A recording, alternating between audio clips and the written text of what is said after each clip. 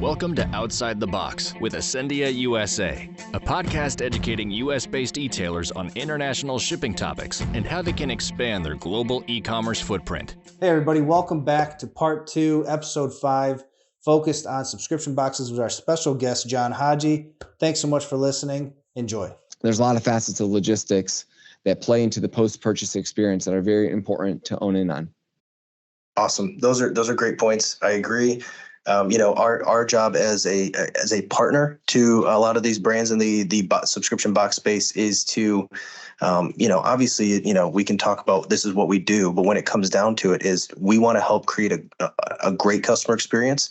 We want to help eliminate as much churn as absolutely possible, surrounding the delivery experience for, your box, right? So I think of, let's think of a skincare brand, right? Yep. And how important it is that if you're on this 30-day continuity program where you're going to run out of supplies, that making sure that your deliveries come at a very regular cadence. It's fulfilled at a very similar time and also delivered in a very similar time frame. How important that is to make sure that you're not losing subscribers, something like that situation.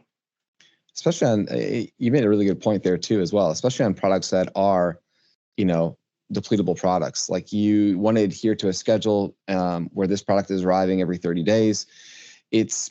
I think the experience is even more important versus a subscription box that's providing some level of like discovery and delight on a product where maybe it's not so much of a need versus like a want, but for those subscription box companies that have products that are more of a need, it's really, really important to kind of just strengthen the experience so that the cadence that they're expecting is on par.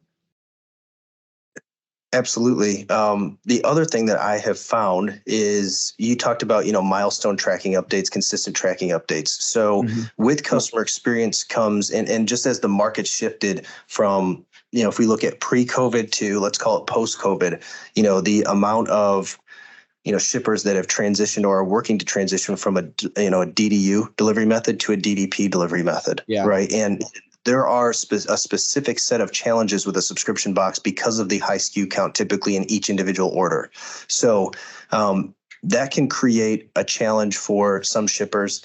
And again, the purpose of this podcast is more educational, right? But it's for the purpose of conversation too. I have to be able to speak to certain networks, and that includes our network, right? So I look at what we do, even since we stopped with GBox, but we launched our own Canadian delivery network, right? It's completely DDP delivery network. We now have facilities in Mississauga, Calgary, and Vancouver. Yeah. And what our Canadian team is able to do is to get a preset list of, not ingredients, but SKUs really, of what's inside of each box. They can categorize them and they can, classify everything and do it ahead of time before the actual packages are getting to the border to help with a seamless clearance process. So there's no delays in that way. But also to be able to say, hey, we can't do this, aerosol, or we can't do whatever that might be. And I'm saying all this to lead it back to, and again, this is not tooting my own horn, but it's so important for a brand to, it's better than a horse reference that we've had in the last 2 episodes. Not that he's tooting his own horn. Okay. All right. So, but it's... Go ahead. Go on. Please go on. Cut that one out right there. So it's better though. It's so important and vital to work with a partner in the logistics space. I think that genuinely cares and is knowledgeable about these things to be able to really help. Again, we're gonna work to make sure that you have a good experience. We're gonna help to eliminate as much churn as possible, keep that customer as long as possible by us being a partner to your business, and that's where that comes in. And I think, just for the sake of time, I want to talk to you a little bit about what you see in terms of differences with people that make decisions surrounding logistics when it comes to, for a subscription box space, let's say a startup, maybe a mid-market level, and then an enterprise level, box company, and what that may look like. Kind of their thought process, decision-making when going internationally? Yes. Yeah. I think on the startup side of things, they're very much thinking, let me just get my feet wet and ship international, right? That's their typical mindset. Survive. Let's make it happen. Yeah. And honestly, the advice there too is, because you touched on it, is no one really should be entering internationally unless they've done like rigorous research on shipping internationally, when it comes to the cost, the products inside, right? Like while the box for a lot of folks is one single SKU, there are multiple different SKUs within that box and multiple different products within that box that have different maybe harmonization codes, and there's different rules and regulations around the different products inside that box. So before anybody enters in internationally, even as a startup, they should be researching that. But I think startups are always just thinking, let me just get into international. Once they start to get to that mid-level range, and even in the enterprise, it's very easy on the operation side of things. And I was very guilty of doing this. I don't want to use the word guilty in a negative way, is that like we're always looking to, cut costs somewhere and finding the best carrier who's going to help us cut costs, but also deliver on transit times, who's also going to understand the subscription industry to help us mitigate these risks of when these boxes are coming over the border. So mid-level and enterprise, I'm gonna package them together because I think that they're always thinking about that, right? It's the costs. It's, well, I'm experiencing issues with our packages. Maybe the costs are fine, but when they're coming into the country, they're not moving as quickly, or we're having issues at the border.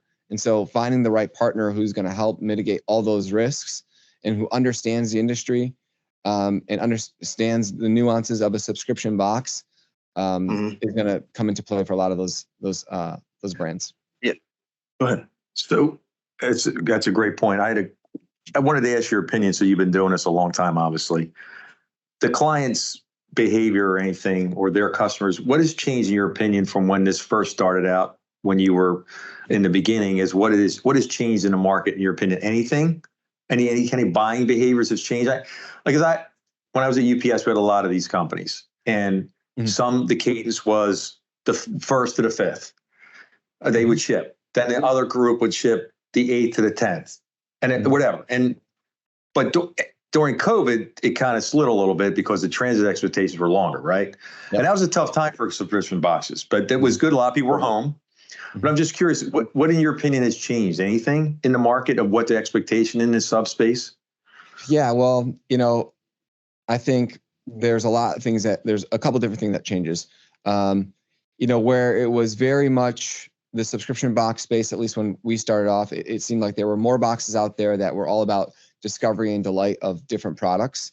And they would have this, bulk renewal has shifted to, especially when COVID hit, it was, everyone didn't realize how many subscriptions they had to begin with. Everyone always says they have like four I have a friend of mine has 8 of them. 8. She has 8 of them. Yeah, that's a lot of money a month. Yeah, right, Charvon? No, I'm just kidding. Yeah, it's crazy when people kind of back into their finances and realize how many actual subscriptions they have. So then they start to cut back at, okay, which ones do I keep and which ones I don't? And I think the ones that were more of a need stayed versus the ones that were just kind of a want. So, I'm subscribed to a couple of subscriptions.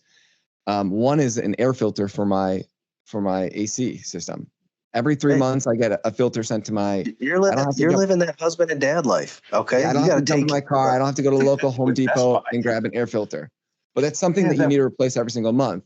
Right.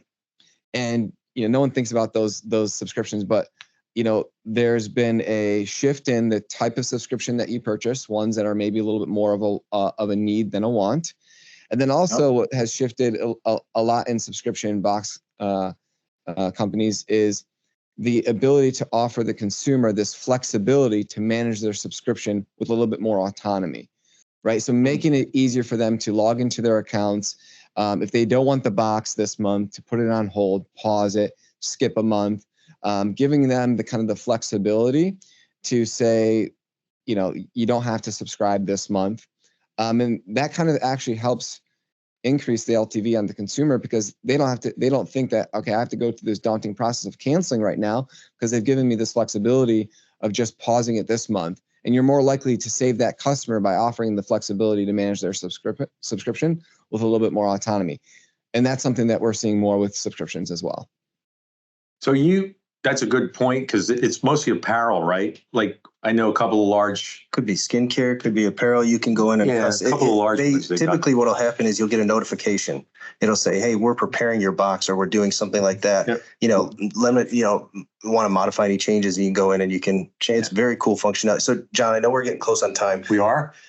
JW, we are. So we're going to bring it home here. So here we go. So a couple of things I wanted to share, some statistics for the listeners out there. I know I love dropping a little knowledge. Here we go. No, in the last podcast we put out, or maybe the one before that, I can't keep track. But John, think about these numbers real quick. The UK e-commerce market in 2023 was valued at $169 billion. Wow. Canada valued at $44 billion. Australia sits at about $45 billion. Okay, so we're looking at just a tremendous amount of money there. No, you're not going to add it up? But no, I'm not going to add that up right now. But did you see UK at 169? UK 169 and Canada at 44?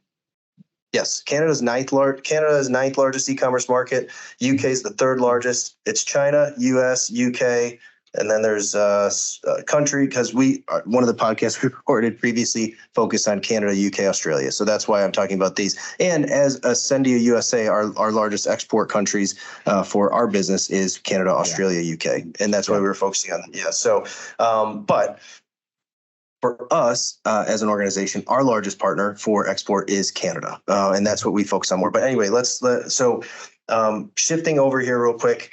If you can give us 2 minutes, I just want to know, I think probably for my own personal knowledge is, what are a couple bullet points, biggest challenges facing subscription box companies just going into this year or throughout this year? I know I'm hitting you with the good stuff. As it's related to logistics or as a whole? No, just in general. I would say growth strategy, right? I mean, it's growing a business, right? Yeah. The 1 and 2 punch that everyone is always focusing on is acquisition and retention. So how do we better acquire customers? And especially since sometimes, paid media could be such a volatile market. One day you're acquiring a customer at $10, one day you're acquiring a customer at $100. So it's making sure that on the acquisition side of things, you're balancing it well enough across a diversified set of channels to acquire customers and lower your costs to acquire them. That's always been a challenge that a lot of folks a lot of merchants are always focusing on. And then of course, retaining them. When acquisition is so volatile and costs are through the roof, you have this loyal customer base who's already purchased from you, who's already engaged with you. And so you want to make sure that you're nurturing those relationships and providing an amazing experience even after the fact, because those are the ones who know your brand, who've been loyal supporters of your brand. So it's focusing on how to better retain them and just enhance the experience for them as they are part of your community and your brand for as long as they are, because of course that increases LTV. So those are probably the 1 and 2 things to focus on is how to better acquire customers, but then also, and once you do, it's making sure that you're retaining them to increase LTV and just nurturing them and creating a better experience for them. Hey, Thank John, you. Okay. Hey, John, 2 questions. What do you think is acceptable churn percentage, in your opinion? 6 to 8%.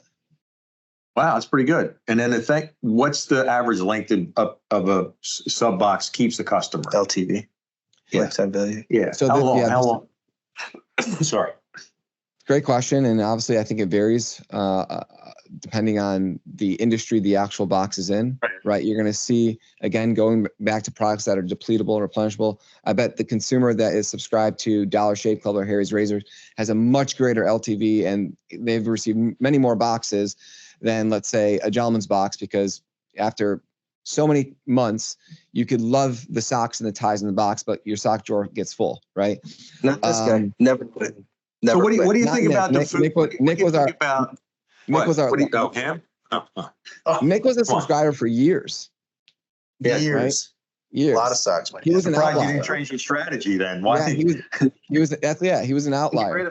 And then you have the subscription box that are monthly versus quarterly. So the box count, the LTV count is much different, and then there's pricing that plays into it as well, where some boxes are $9.99 all the way to $159. So there's obviously a lot of different factors that play into it, but I would say kind of general rule of thumb for anybody that has a subscription box and is looking to generate high LTV on their subscription box, it's about thinking about those products that are going to fall into this kind of category of, continuity, where you need to get it more and more, you're going to see that the consumer is going to stay on much longer with those type of products than something that is more of like, a discovery and delight product. And if you are a discovery and delight product, make sure you're focusing on delivering an amazing experience, building an awesome community, engaging with the person, and that's going to help kind of offset and create better LTV for them. Okay. All right. Well, this has been fantastic. I want to highlight Are you cutting them off? Well, he's got to go to a meeting, I'm sure. So we've got the sign behind him that for the show that he has been running and started and founded for years, SubSummit in Dallas, June 17th through 19th, 2024. Be there. Don't miss it. And then I just want to thank you, John, for your time. We both do to talk today to today's listeners about the do's and don'ts of shipping subscription boxes internationally. We went on an adventure, a journey. We talked a lot about just holistic industry stuff, but thank you so much for your time. Yeah, John, Nick, thank you so much for having me on and allowing me to share my knowledge. If you want to support our podcast, the number one thing you can do is share it on your social media and tag Ascendia. That helps us get the word out, and we really appreciate it. Be sure to subscribe and download our podcast.